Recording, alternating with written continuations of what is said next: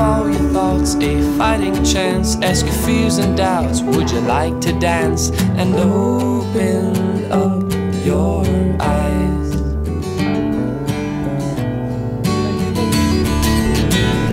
See the world and let the world see you.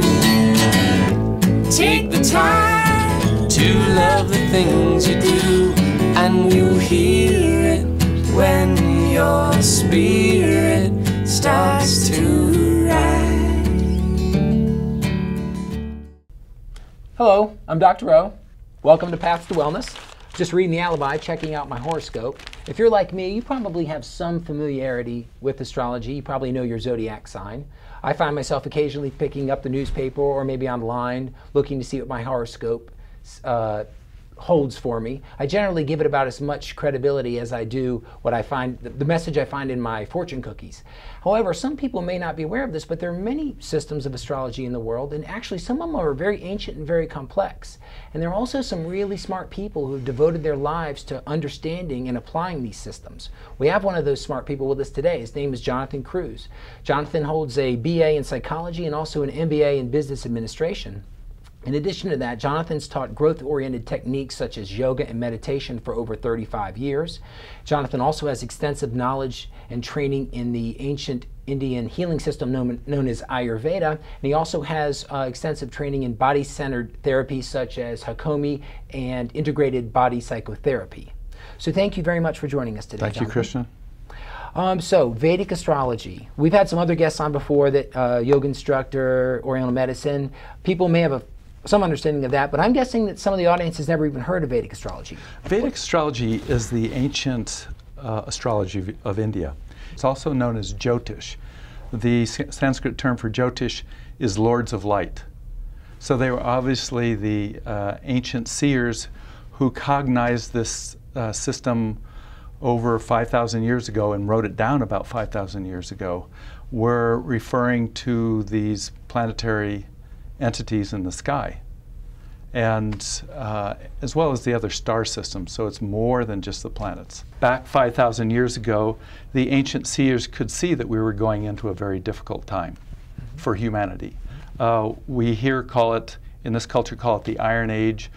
They might have referred to it as an age of ignorance, where a lot of that inner knowingness that should naturally reside within us was getting obliterated by the densification of consciousness.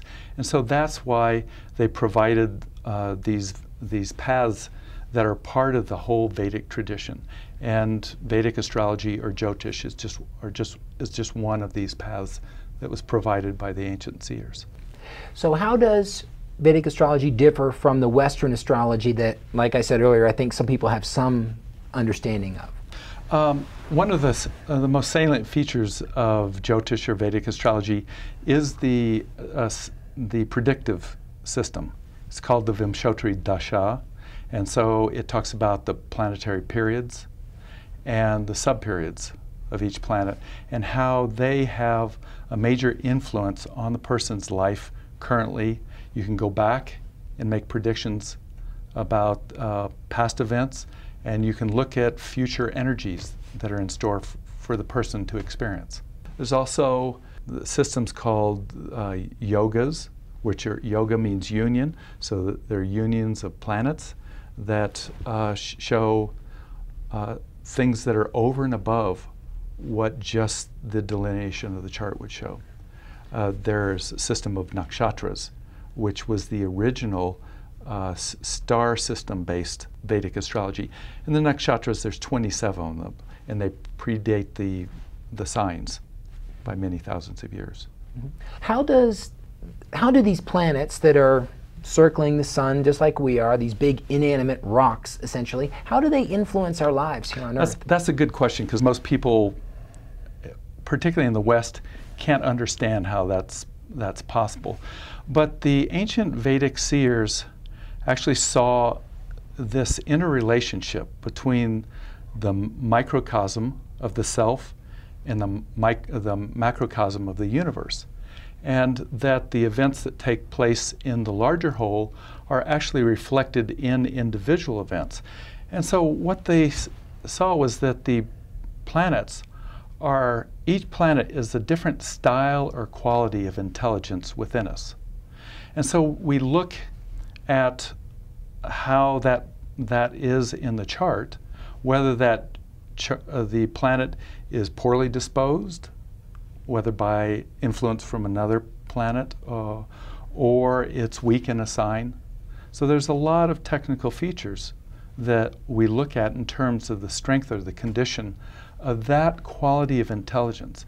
And so there's a Jupiterian style of intelligence, which has to do with growth and expansion, spirituality, good fortune. There's a Venusian style of intelligence, which is about the arts, beauty, refinement, love, harmony, and relationships. A Martian style, which is, of course, more aggressive, more action-oriented. It's leadership, and so on. So each planet has a different way that it functions.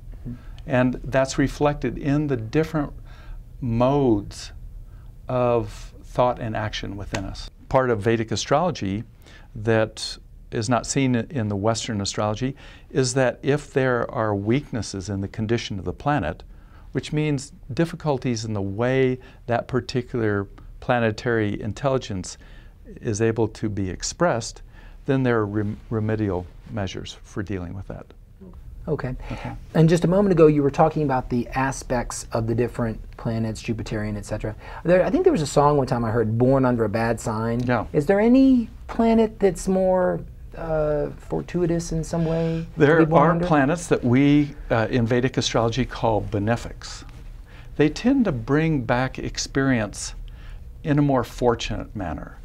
And so they tend to show more of our gifts and talents and the opportunities.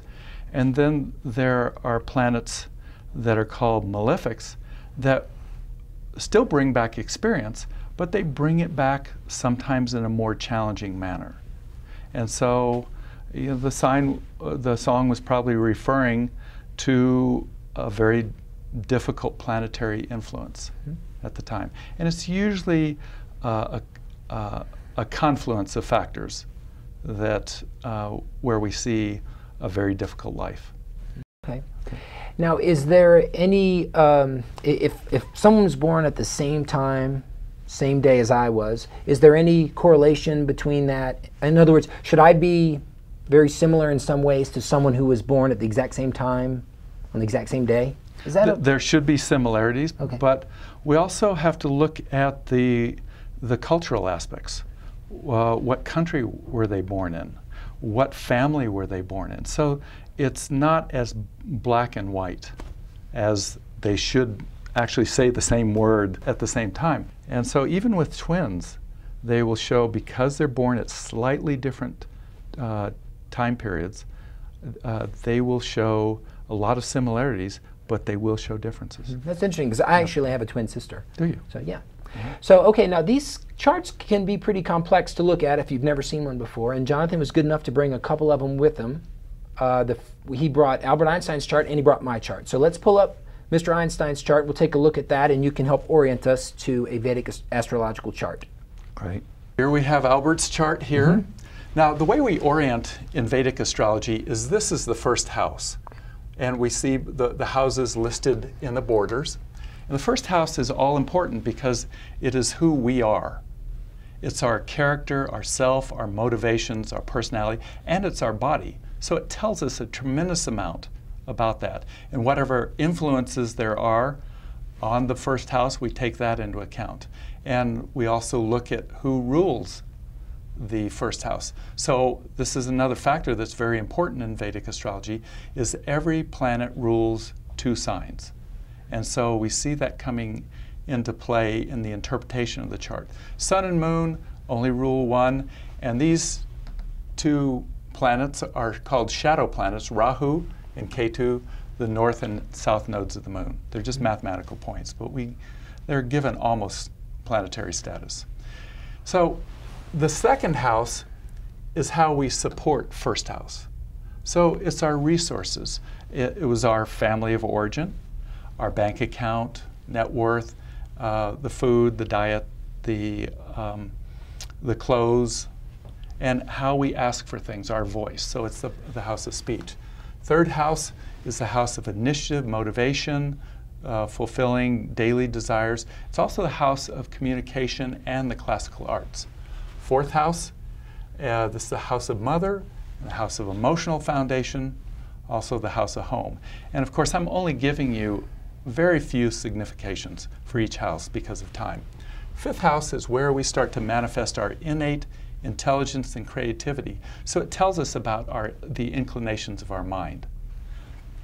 Sixth house, one of the more challenging houses. It's the house of enemies, obstacles, difficulties in life, some pain, grief, illness, but it's also the house of daily work and routines. So the seventh house is directly across from the house of self, and so this implies all other people with whom we deal. Now, it's specifically the house of spouse and partner. We also see business partnerships and business in there, but it's really about intimate partnership and the desires associated with intimate partnership. So it is a house of sexuality. The eighth house, probably the most difficult house, is the house of unconsciousness, the most difficult of human behaviors, and but it is a very beneficial spiritual house. They call it the house of death and transformation. So ideally, we're dying to old limiting values of self, and we're being reborn into more of a closer connection to the unseen hand of Mother Nature. So this is why they also call this the house of the mystery. The ninth house, perhaps the best, most fortuitous of the houses, houses of good fortune, of wisdom, higher knowledge, spiritual teachers, higher degrees like masters, PhDs. It's also the house of father. Okay, that's Jupiter? Yeah, it's Jupiter. Okay, so Albert Einstein has Jupiter in the ninth house. Okay. Which, is that significant? That's significant in that Jupiter implies very much an expansive mentality, very much a moral, upright mentality. It's also the house of good fortune. And one of the things that we'll see is how Jupiter connected with other features to bring him to a place of great preeminence in life. This is the house of career. This is the house where the world sees you the most and where you can have the greatest influence on the world. 11th house is the house of gain, of income from career. It's also the house of long-term goals and desires and aspirations, groups and friends. And the 12th house is the completion house. It's a house of loss, but it's material loss only in the sense that we're trying to relinquish our attachments ultimately to material things which cause us suffering. So all the attachments and aversions. And so as a result, this becomes the chief spiritual house, so the house of self-realization. So the 8th house and the 12th house, even though they're difficult material houses, are very, very important spiritual houses. Okay. Okay. Now, as I said, Albert Einstein has some very significant features. Look at all the houses, the planets in the house of career.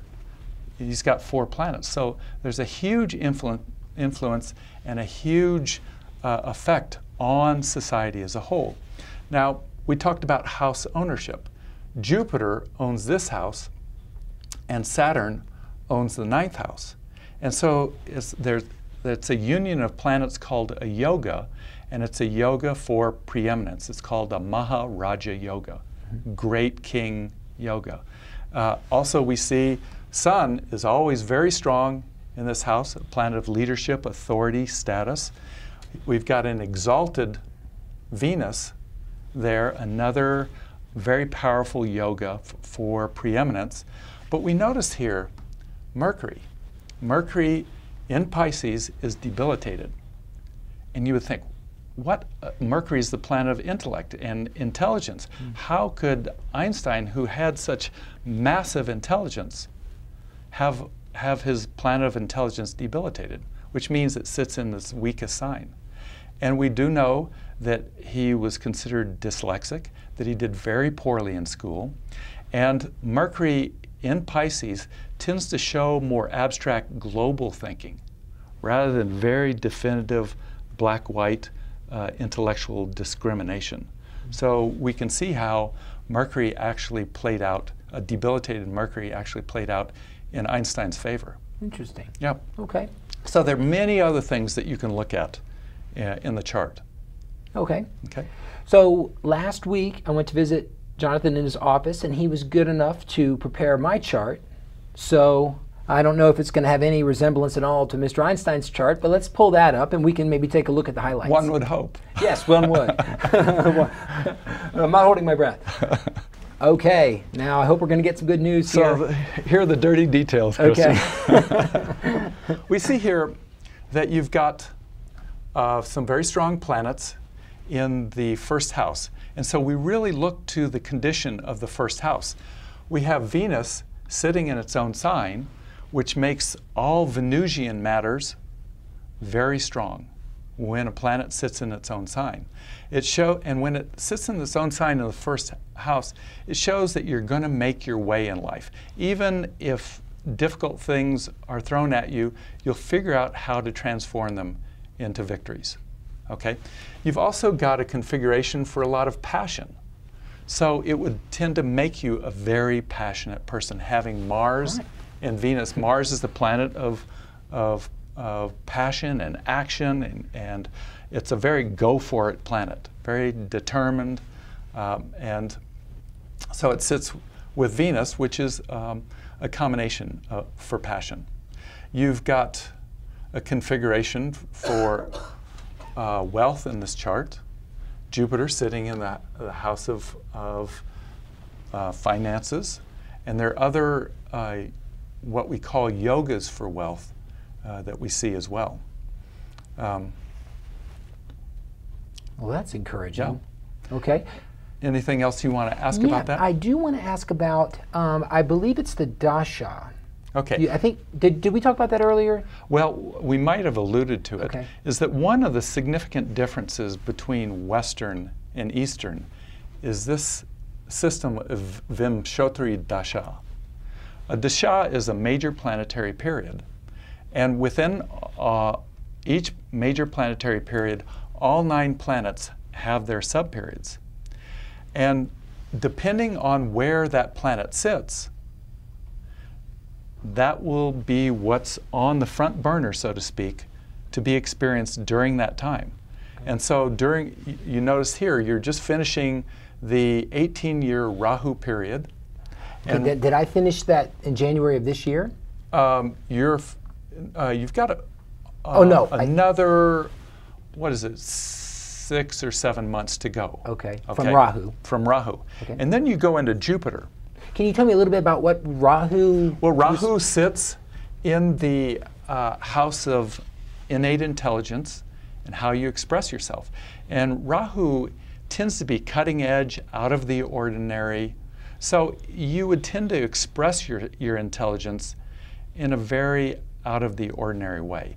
It's a great configuration for ambition, determination.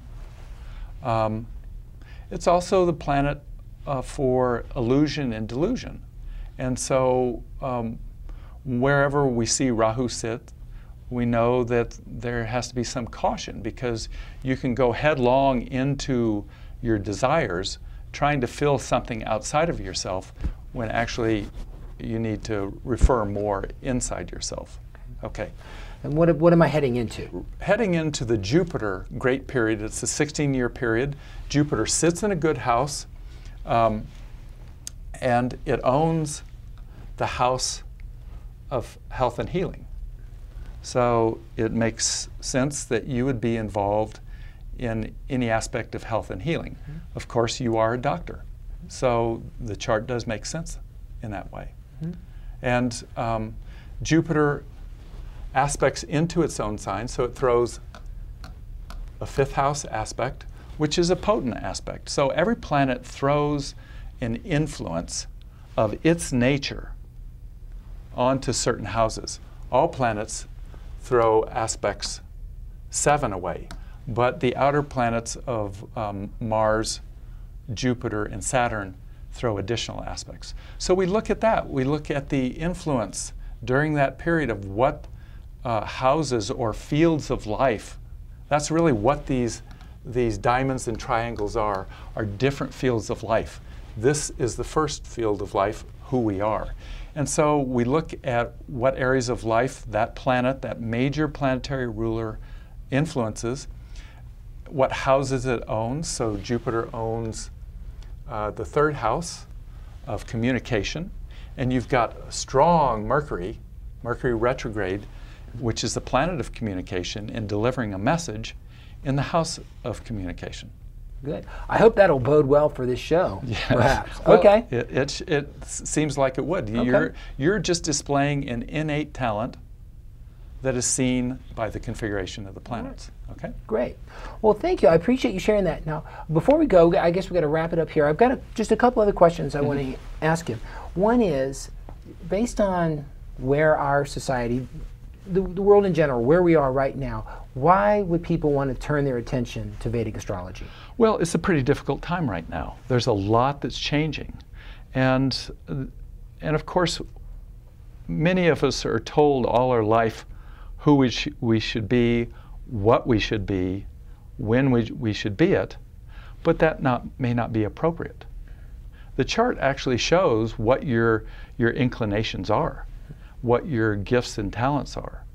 And also it also shows where some of the challenges lie in you fulfilling your desires and in you coming to a closer, more profound relationship with yourself, a truer relationship with yourself. And so that's why people have Vedic astrology readings, is to get a clear understanding of who they are, what their inclinations are, and what are the energies that will be up for experiencing in the future. And we look at that through the Vimshotri Dasha period, as well as the system of transits.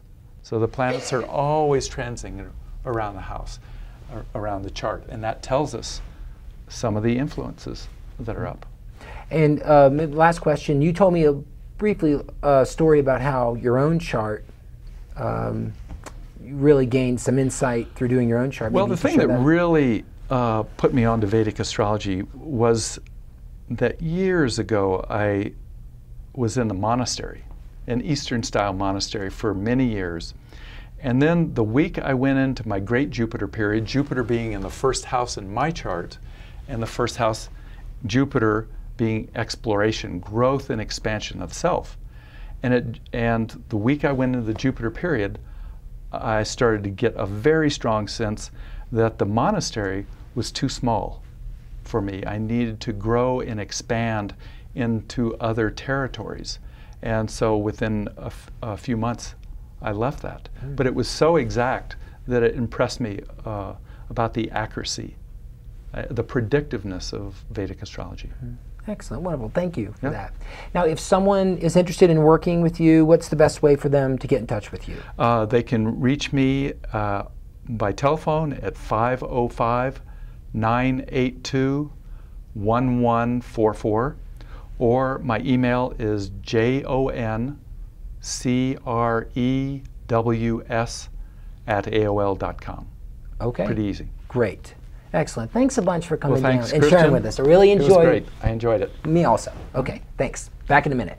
Time for Desert Island Books, our weekly book review. This week we're doing The Biology of Transcendence by Joseph Chilton Pearce. This is a fantastic book. Basically, the premise is that contrary to popular belief, which says that enlightenment is a rare occurrence, Mr. Pearce is suggesting that enlightenment is actually the natural human state, that from a neurophysiologic standpoint, we should all awaken.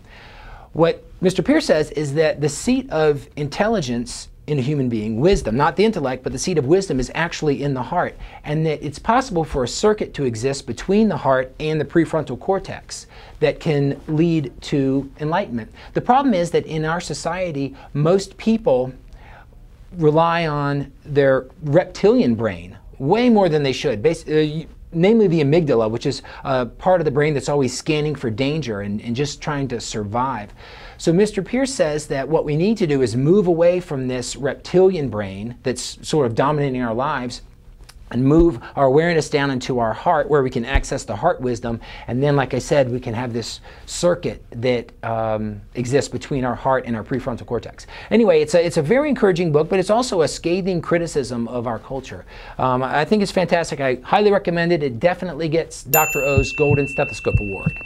So it's time to wrap things up. I want to thank, quote unquote, for the airtime today. I want to thank the producer John, thank Ivy and Erica for crewing. Most of all, I want to thank the viewers. If you like the show, come back and check us out next week. Tell your friends about it. You can also check us out online, www.pathtowellness.net. If you have any questions, comments, or suggestions, you can send them to me at dro@pathtowellness.net. Before we go, we do like to leave you with something to chew on. We call it the Cud. This week's Cud comes from my favorite Irishman, who was also a student of Eastern Esoterica. I know dozens of people are coming to mind. I am, of course, referring to Terence Gray, better known by his Taoist handle Wei Wu Wei. And Mr. Wei wrote, "Why are you unhappy? Because 99% of everything you think and everything you do is for yourself, and there isn't one." So chew on that. Until next week, remember, it's your body, learn to care for it. It's your mind, learn to focus it. It's your heart, learn to awaken it. Keep on opening